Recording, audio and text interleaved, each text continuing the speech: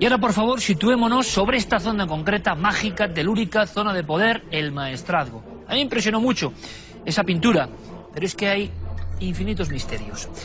Yo quiero, por favor, que presten mucha atención en estos próximos minutos, porque lo que viene es una aventura, es reencontrarnos con nuestra historia enigmática una vez más.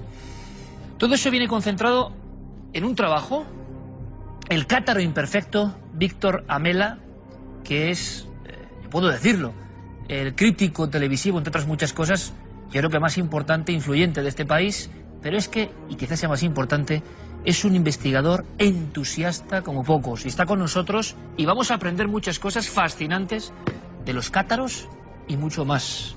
Víctor, bienvenido, gracias, amigo. Muy buenas noches, Iker, gracias por recibirme en esta nave del misterio, estoy encantado. Yo te quiero agradecer además, de verdad, el entusiasmo que viene de enteos, ¿no? Que tiene mucho que ver cerca de la divinidad, o no sé bien, ¿no? Dios dentro de uno mismo, ¿no? Exactamente. Sí, que te impulsa, te empuja. Porque en cuanto supimos de la historia, tu forma de ayudarnos, de apasionarte con lo que has descubierto, yo creo que es una rara avis, y por eso estoy muy contento de que estés con nosotros. Están viendo una piedra que tiene su historia, tiene su enigma, tiene su código.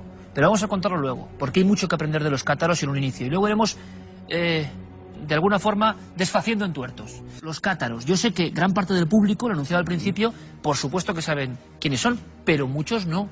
Mucha gente joven que se incorpora no. Y no es fácil. ¿Cómo resumimos qué era esta herejía, de alguna forma? Pues tú lo has dicho, situémonos en el sur de Francia, en las estribaciones de los Pirineos, en pleno siglo XIII, en un momento en el que naturalmente la Iglesia Católica domina las vidas de las gentes, pero no son muy ejemplares los sacerdotes católicos.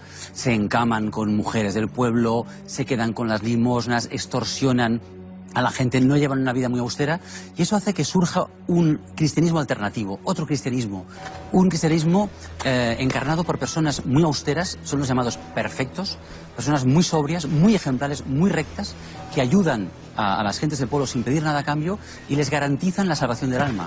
Les dicen, no vayáis a los curas católicos, no salvaréis vuestra alma de esa manera, dejad que nosotros os consolemos, os asistamos, y vuestra alma, al morir, viajará directamente a la divinidad.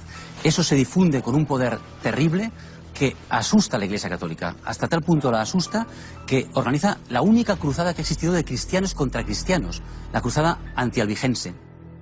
Masacran la herejía cátara, pero medio siglo después de esa masacre, a principios del siglo XIV, y ahí sitúo la historia que cuento en el Cátaro Imperfecto, rebrota la herejía con algunos cátaros que son los últimos, los ultimísimos representantes de esa herejía, llamados perfectos, como te digo, y uno de ellos, el último, el ultimísimo que tenemos documentado, llamado Guillem Belibasta, es el protagonista de una historia real que yo he podido documentar, felizmente. Nadie en España lo había explicado al detalle, y yo recojo su historia en el Cátaro Imperfecto. Una historia que se desarrolla en tierras de la Corona de Aragón, en tierras de la península ibérica, no ya en Francia, que hasta ahora los franceses parecían los propietarios del tema cátaro, sino en nuestras propias tierras.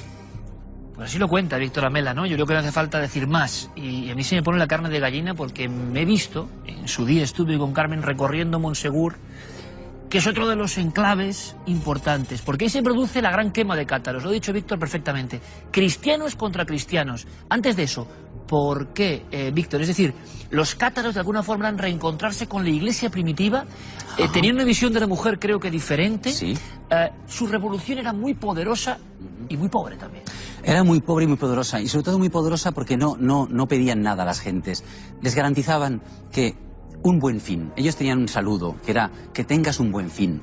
Un buen fin significa tu cuerpo es una túnica de carne, es obra del demonio. Ellos creían que el Dios de la Biblia, Yahvé, el Dios del Antiguo Testamento, el Dios que el Papa de Roma, la Iglesia Católica venera, no es otro que Satán, no es otro que el demonio, no es Dios. El verdadero Dios está detrás de ese Dios, y ellos lo conocían. Garantizaban a la gente que si creían en ese Dios, su alma se salvaba. Si no, su alma estaba condenada a reencarnarse en el embrión de un perro, un caballo, un pollo, un conejo u otra persona, y así hasta que un perfecto no consolara a ese creyente. Claro, esta es una creencia muy poderosa que despertó la fe de las gentes de esa época, que les seguían ciegamente. Se ha hablado de, por ejemplo, la mujer con una participación mucho más importante. Ciertamente. Por ejemplo, había perfectas. En la Iglesia Católica no podía haber sacerdotisas. En cambio, en la Iglesia cátara las había. Eran mujeres tan sabias y tan perfectas como un hombre. En ese sentido, era una fe, una doctrina democrática, muy igualitaria. Y se convierte en una fuerza poderosa que arrastra a mucha gente que ve que la divinidad, digamos, está más próxima a ese credo que al otro que están viendo. Efectivamente. Y claro, existe la quema. Y además en esa quema, que nos va a contar Víctor brevemente, en esa escena, en esa diapositiva, Víctor, de la historia terrible, hay un símbolo que conecta con esa piedra. ¿Qué pasa en Montsegur? Efectivamente, Montsegur, que es el último episodio del catarismo, cuando ya quedan ahí recluidos los últimos perfectos y perfectas, a partes iguales, eran hombres y mujeres que eran los líderes espirituales de esa herejía, deciden finalmente, después de un largo asedio de la cruzada del Papa y del Rey de Francia, deciden por su propio pie descender de ese castillo y entrar en las hogueras en número de unos 200 y morir quemados. Que es una de las escenas, Víctor, que se ha comentado, que yo creo que es de las más escalofriantes de la historia. Se dice en algunas crónicas que aquellos cátaros aislados en esas cumbres de Montsegur bajaron danzando y metiéndose libremente en el fuego. Y cantando. Resulta que un investigador de hace unos años descubrió en los muros de ese castillo, ruinas que aún se pueden visitar y que aún impresionan, unas palomitas de barro cocido emparedadas. Seguramente fue lo último que hicieron esos perfectos. ¿Por qué? Porque la paloma era para ellos un símbolo del espíritu que vuela hacia ese Dios. El perfecto que protagoniza esta historia, Belibasta, decía que el alma del moribundo, cuando es consolado, viaja tan rápido hacia Dios que si fuera desde Carcasona a Valencia y lloviera mucho, ni una gota le mojaría. Tal era la velocidad del espíritu volando hacia Dios. Bueno, se dice incluso que en el momento en que ardían en la hoguera, la perfecta Hermesenda, que era la líderesa espiritual de ese grupo, dejó salir de su boca una paloma blanca que se elevó hacia los cielos. De manera que sabemos que la paloma era un símbolo poderoso, muy importante. Vale, esta iglesia de las buenas personas, entre comillas, esta iglesia que predicaba un apartarse completamente de la lujuria, de los excesos, del poder del dinero, y retirarse. Incluso tenían ritos que vamos a aprender esta noche impresionantes, ¿no? Una forma de morir de alguna forma, de dejarse llevar. Pero en tu investigación, porque en el Cátaro Imperfecto se mezcla novela con investigación real, como diría nuestro común amigo Javier Sierra, novela de investigación. Te has metido a fondo.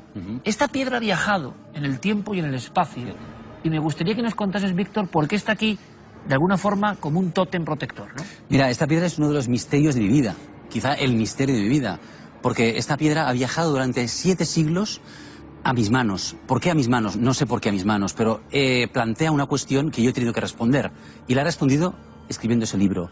Esa piedra aparece en una casa familiar en el pueblo de Forcall, es un pueblo vecino de Morella, a 13 kilómetros, en esas tierras del norte del Reino de Valencia, en el Maestrazgo, en los pueblos de Morella, haciendo unas obras en esa casa familiar, aparece emparedada. Emparedada, ¿desde cuándo? Piensa que esa piedra no tiene ni rastros de fuego ni de erosión meteorológica, es decir, que alguien la esculpió, la labró primorosamente, son 2 palomas que se dan el beso con sus picos en la arista de la piedra y que llega a mis manos en el fruto de esas obras. Yo investigo. Especialistas del Museo Mares de Barcelona me certifican que fue esculpida a principios del siglo XIV, es decir, coincide temporalmente con el periodo que yo estoy investigando, y junto a ella, junto a esa piedra, que además un amigo, no sé si común, Luis Racionero, uno de los primeros que ha escrito, que ha novelado el tema de los cátaros en España, los cátaros en el Pirineo en este caso, me dice: Víctor, es un símbolo cátaro, claramente cátaro, es la piedra palumba, palumba es paloma en latín. ¿Qué hace eso en tus manos? Bien, eso despierta en mí la emoción de la investigación. Junto a la piedra resulta que aparece otro objeto muy importante, Iker. Que además tiene una fuerza tremenda, es un cuchillo atávico que curiosamente, Víctor, luego veremos y casi ha aparecido también misteriosamente en la recreación de nuestros compañeros. Emparedado, junto a la piedra aparece este puñal. Un puñal en cuya hoja se lee una inscripción en catalán arcaico, catalán medieval, que dice: Soc com cal quan punxo faig mal. Soy como debo cuando pincho hiero. A mí, claro, eso me conmociona y tengo la certeza, Iker, en ese momento, de que este puñal ha matado, de que este puñal ha asesinado. Bien, en el fruto de mi investigación, la biografía del protagonista de la historia, Belibasta, que existió realmente, Empieza con un asesinato, o sea, él asesina a un pastor que quiere delatarle como hereje cátaro, se ve obligado a matarle y ahí comienza una larga huida que le lleva hasta las tierras de Morella, donde aparece este puñal. Es decir, no puedo evitar con toda certeza prácticamente decirte que este es el puñal que asesina en manos de Beribasta y que llega a mis manos 7 siglos después y que me mueve a investigar y a escribir esta historia. Pero casualidad no lo creemos, las historias quieren ser contadas. Las historias quieren ser contadas. Ciertamente. Y nosotros vamos a aprender. Y cientos de miles de amigos ahora mismo, yo estoy seguro que están hipnotizados y quieren saber más de esos cátaros. Luego perfilaremos esas últimas comunas que rebrotaron la vieja fe y que ocurría eso en nuestra piel de toro de alguna forma, en una zona maravillosa como el Pero yo me he Maestrazgo. escalofriado, Iker, porque tú has dicho una cosa ahora que a mí me ha llegado mucho. Las historias quieren ser contadas. Alguien tiene que contarlas. ¿Pero quién? Yo, la verdad, me he escalofriado preguntarme por qué yo. Investigando mi genealogía, la de los Amela, de padres a hijos, de forma ininterrumpida he podido certificar que mi familia no se ha movido durante 7 siglos de esa zona. Que un ancestro mío, Guillem Amela, vivió en la Morella a la que llegó en 1314 Guillem Belibasta, es decir, fueron coetáneos y convivieron en las mismas calles. Yo no puedo evitar pensar que nuestras sangres están emparentadas y que en mis venas corre sangre de aquellos últimos cátaros, de manera que de algún modo el destino me ha determinado a escribir esa historia. ¿Por qué esos últimos cátaros españoles, después de la gran quema en Francia, que rebrotan esa fe, que creen que esas llamas no pueden ocultar esa nueva doctrina, por qué se instalan ahí y siguen poniendo en peligro su vida? Me imagino, quizá por eso emparedaban sus cosas, como ha ocurrido tantas veces en la historia. Por ejemplo, entre los cátaros había una serie de códigos, de saludos, pero vayamos a una escena impresionante. Quiero felicitar una vez más a nuestros compañeros de realización. Una que a mí me ha impresionado muchísimo. El cátaro está a punto de morir y ocurre un rito, caramba, que también nos deja un poco con los pelos de punta. ¿Qué ocurre? En catalán antiguo el consolamen, en latín el consolamentum, era el ritual cátaro por excelencia. Era una mezcla de bautismo, extrema unción, ritual principal para ellos. ¿Por qué? Porque era el ritual que garantizaba un buen fin.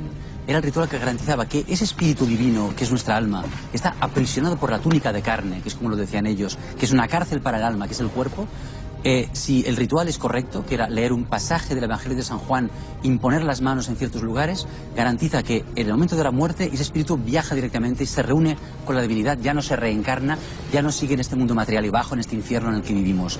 De manera que era el ritual principal. Lo imponía el perfecto. Solo el perfecto podía imponer el consolament. La mano del perfecto incluso a veces ayudaba a ese viaje. Claro, esta es una de las cosas que se ha explicado, incluso en su momento para denostar esos perfectos. Se decía que ellos, en el momento de consolar a ese moribundo, le ayudaban a morir. Era una eutanasia sagrada. Imponían la mano en la garganta del moribundo y presionaban ligeramente para, como en una asfixia santa, ayudarle a que el alma viajara directamente. Era en parte una acusación, pero yo no descarto que en muchos casos fuera así, fuera realmente, de una manera piadosa, de una manera compasiva, ayudar a esa persona que sufre a morir. Porque también, Víctor, como ocurrió con los templarios, los cátaros, con el poder que iban alcanzando, sufrieron campañas de descrédito. Evidentemente, también se les habrá mitificado en muchos aspectos y considerando lo que es la historia, no sabemos, ¿no?, dónde está el término medio. Pero había otro rito. Yo recuerdo hace muchos años el primer libro sobre cátaros que leí, tenía una piedra más o menos similar en la portada del libro, y hablaban de la endura. Y aquello a mí me impactó también. Y me gustaría que Víctor nos pusiese esa diapositiva ayudada con imágenes. ¿Qué era la endura para los cátaros? La endura era un ritual que practicaban solo algunos perfectos, algunos de los líderes del catarismo. No lo practicaba la gente corriente porque era un ritual muy exigente, muy extremo.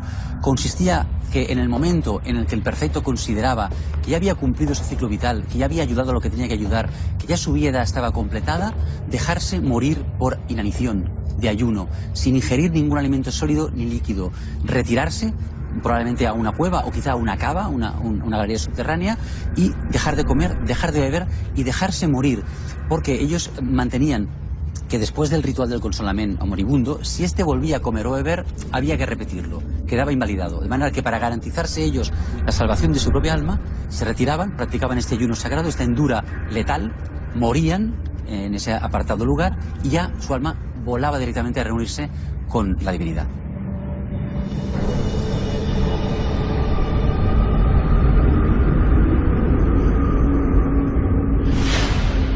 Otra cosa más, Víctor, por ejemplo, en tu investigación, porque es lo que pasa muchas veces, cuando vemos lo que es una novela, y bueno, con el tema de los cátaros, el tema de los templarios, con todo lo que se ha escrito, y sobre todo con lo que se ha escrito, que sinceramente es siguiendo el rebufo de... Pero eso pasa hace tiempo. Y yo les aseguro que la investigación de Víctor Amela en esta novela de investigación, valga la redundancia, es impresionante. Él se ha metido tan a fondo, ya no solo en genealogías, legajos, búsquedas, piedras, arqueología, se ha metido tan a fondo, embriagado por esta historia que quiere ser contada, que ha llegado a conocer ritos y cosas cotidianas que yo no conocía. Tampoco soy un experto en cátaros, pero no son muy habituales, no se cuentan. Por ejemplo, con la comida y una serie de productos incluso que pueden tener que ver con los cátaros muy conocidos, y ritos con el pan, por ejemplo. Claro, porque fíjate que en los documentos en que he basado la recreación, la novela, de hecho te diré que como dices bien es novela de investigación, todo lo que describo ahí, personajes, fechas, lugares y hechos, está contrastado documentalmente, sucedió realmente. Lo único que yo le pongo es la emoción del momento, pero sucedió realmente. Y me he encontrado con descripciones meticulosas recogidas por el inquisidor, que interrogaba a los acusados, de cómo comían, en qué creían, qué diálogos o discusiones mantenían. Comían distinto. Y es bonito lo de la comida, por ejemplo, Víctor. sí, comían distinto en el sentido de que el perfecto se privaba de carne, no podía comer carne. Él llevaba colgado de la cintura, de un cordelito que llevaba en la cintura, una escudilla, y comía solo en esa escudilla y en ninguna otra, para no contaminarse de rastros, de trazas de carne. En la intimidad de sus casas, ellos bendecían el pan jamás con el signo de la cruz.